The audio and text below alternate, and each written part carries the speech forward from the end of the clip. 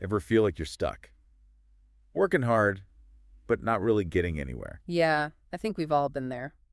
Well, today we're taking a deep dive into Robert Kiyosaki's Rich Dad, Poor Dad. Oh, a classic. It really is. And, it's all about exploring a different way to build wealth, not just by working more hours. Through assets, right? Exactly. And Kiyosaki's book, it's got so much advice you can actually use. It's super practical. One of the big things he talks about is assets versus liabilities. Such a fundamental concept. He says most people focus on a big salary. But that doesn't always mean wealth. No, not at all. True wealth, it comes from assets, things that put money in your pocket. So it's less about how much you earn. More about how you use it. Kiyosaki compares his rich dad, who built his wealth with assets, Like real estate, businesses. to his poor dad, whose income, it was mostly just expenses. Right. He has this analogy like your income is water flowing into a bucket. Okay, I like that. And the holes in that bucket, those are your expenses. To build wealth, you got to plug those holes. And get a bigger bucket. What are some examples of those holes, those things that drain our money? Think car payments, credit card debt, Oh, yeah. even that new gadget you just had to have. Liabilities, things that take money out. Exactly. And that dream home. Could that be a liability too? It can be, especially if you buy it before you have a strong foundation. Ah, I see. Kiyosaki isn't saying don't buy a house, Okay. but make sure you have assets that generate income first. So you're not struggling with that mortgage. Right. Got to build that base first. Let's talk more about those income-generating assets. What does Kiyosaki recommend? He loves real estate and small cap stocks. Interesting. Real estate. Think stability and cash flow. Rental income, property values going up. That makes sense. What about small cap stocks? Those are from smaller companies. Yeah. Big potential for fast growth. Aren't those kind of risky though? Investing always has risk, but Kiyosaki says knowledge is key. Okay, so Really understand your investments. Use financial intelligence to make smarter choices. not just jumping in blindly. No way. Do your homework. Make decisions you understand. Got it. He tells a story about a friend who bought this rundown house. Everyone thought it was a terrible deal. What happened? It came with 4 extra empty lots. The friend saw an opportunity no one else did. So it's about spotting those hidden gems, the things others miss. He calls it planting seeds in your asset column. Start small. Let those investments grow. Be open to different kinds of opportunities. I like that. Now, something a lot of people struggle with are those internal obstacles. Oh, absolutely. Fear, laziness, cynicism. Kiyosaki talks about those too. He doesn't sugarcoat it, the fear of losing money. He says it can paralyze people. He even says it's okay to be a little afraid, even a coward, when it comes to money. But how do you get past that fear? He says you learn to handle it. Don't let it control you, like falling off a bike as a kid. You get back up. Exactly. It hurts, but you learn. He uses professional golfers as an example. They lose balls all the time. All the time. But they use those losses to learn and improve their game. So it's about seeing failure differently. It's not a stop sign. It's a stepping stone. Exactly. And he warns about listening to those chicken littles, the doom and gloom voices. They hold you back. Think about it. Has anyone ever told you it'll never work? Or it's too risky? Oh yeah, all the time. Yeah. It's easy to get stuck in that negative thinking. Smart investors, though, they know the best opportunities often come when everyone else is panicking. They see those worst times as the best times to buy, to make a move. It's like having that opposite mindset, seeing the potential where others just see disaster. You got it. And speaking of mindset, Kiyosaki has a really interesting take on laziness. He says busy people are often the laziest. Whoa, hold on. How does that work? He thinks busyness can be a way to avoid the real work of building wealth. Staying busy at a job is easier than putting in the effort to create assets that will work for you. That's a good point. Think about how you're using your time. Are you building a better future or just staying busy to avoid the tough questions? Wow, that's thought-provoking. It ties into Kiyosaki's focus on financial education. Right. He says it's our most powerful asset, the key to breaking free from the rat race. He believes most people struggle financially just because they don't understand how money works.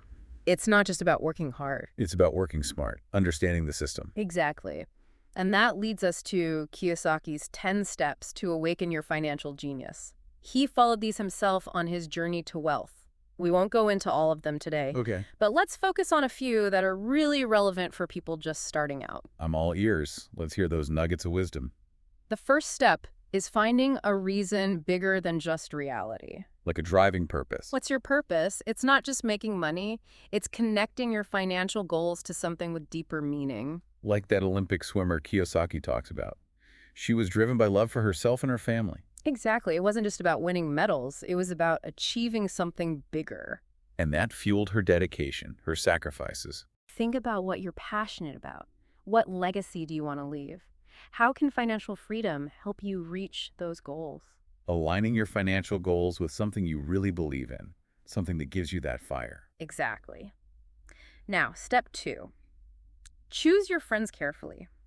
Kiyosaki says surround yourself with people who inspire you, who are interested in learning about money and growing financially. Because who you hang out with has a big impact. Huge. On your mindset, your opportunities. He also says to find mentors, people who've already achieved what you want. Think about your circle. Are they supporting your financial goals or holding you back? That's a good question to ask. What about step 3? Mastering a new skill. Kiyosaki is all about continuous learning. Don't just rely on what you learned in school. Keep growing. Expand your knowledge, develop skills that can boost your earning power. Invest in yourself. You got it. Read books, go to seminars, take courses, anything to boost your financial intelligence. Think about it. What's one skill you could learn that would really change your financial future? That's something for our listeners to think about. We'll be right back with more of Kiyosaki's insights after a quick break. So before the break, we were talking about those 10 steps. Right. To awaken your financial genius. And we challenged everyone to think about a skill they could learn To boost their financial future. Exactly. Now, step 4 is all about paying yourself first. That sounds tough, especially if money's tight. It can be.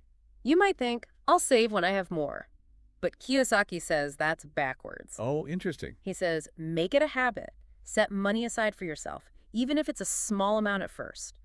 Put yourself first, not the bills. Exactly. Take control. Build those financial muscles. So you're not just reacting to expenses all the time. Right. You're planning ahead. Makes sense. What's step 5? Build a team of experts. Find good advisors. Like the mentors we were talking about. Yes, but also a financial advisor, an accountant, maybe even a lawyer, people who really know this stuff. Most of us aren't experts in all that. Right. Find people who have your best interests at heart, who will teach you, not just tell you what to do. A team you can trust and learn from. Absolutely. And be fair to them. Don't just try to cut their fees. Right.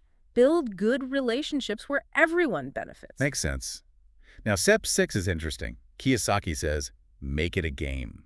He thinks having fun is essential to financial success. So it's not all spreadsheets and seriousness. Not all the time. Find ways to make it enjoyable. Play financial games. Invest in things you're passionate about. Celebrate your wins. When you're enjoying it, you're more likely to stick with it. Exactly. And that's key for long-term success. Step 7 builds on that. Work your way up the investment ladder. Okay, so now we're putting it all into action. Right. Start with lower risk investments, things you understand. Then, as you learn and gain confidence, move on to more complex stuff. Like starting on the bunny slopes, then graduating to the black diamond runs. Exactly. And remember, it's okay to make mistakes.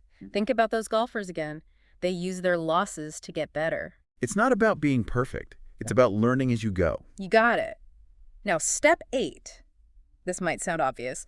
Buy luxuries last. Oh, yeah. Don't try to keep up with the Joneses. Exactly. Build your assets first, then enjoy the luxuries they can afford you. Delay the gratification. Invest in your future. Then you can really enjoy those things without the stress. Well said. Step 9, find inspiration. Choose heroes. Not like superheroes, right? Well, maybe. But he means people who inspire you financially, role models, people who've achieved what you want. Learn from their journey. Exactly. It could be Warren Buffett, Bill Gates, anyone who embodies that financial success. Having those heroes can keep you motivated. Like your own personal cheer squad, reminding you it's possible. Now, the 10th and final step. It's all about giving back.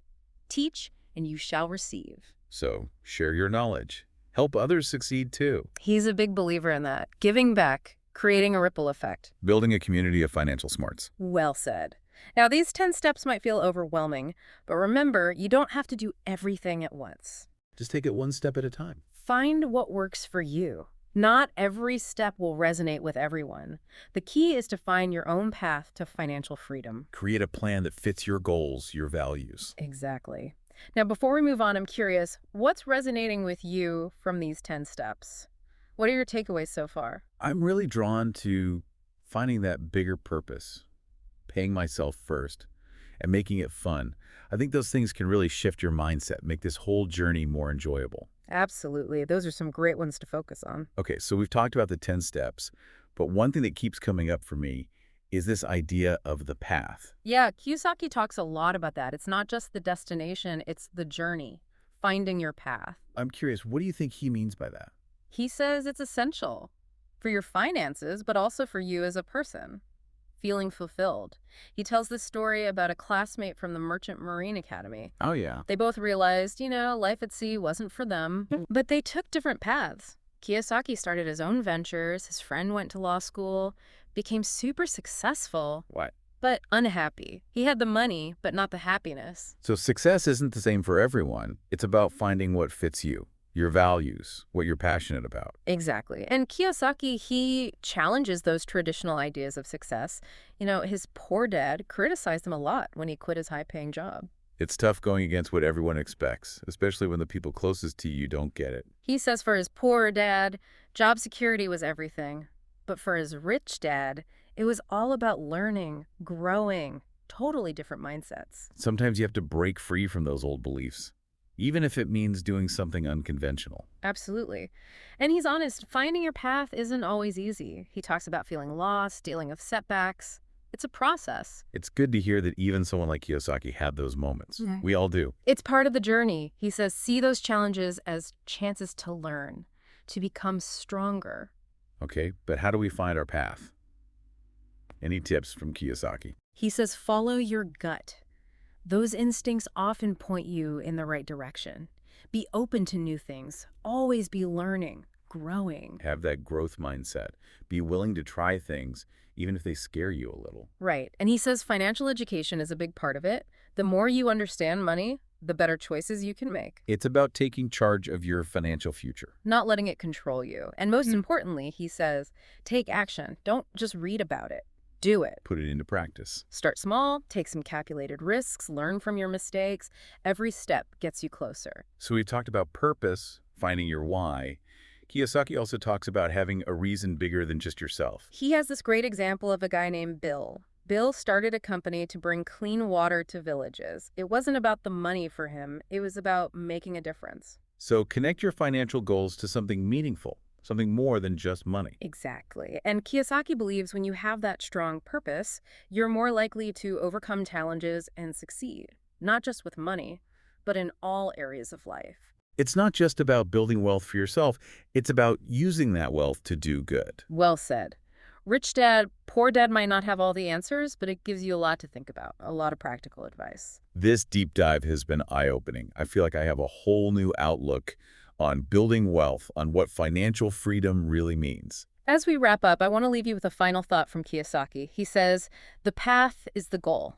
So as you're on this journey, remember to enjoy it. Embrace the ups and downs, never stop learning, and who knows, maybe you'll inspire others along the way too. That's great advice. Thanks for taking us through Rich Dad, Poor Dad. I know our listeners got a lot out of it. My pleasure. And remember, if money is just an idea, what financial ideas can you start turning into reality today?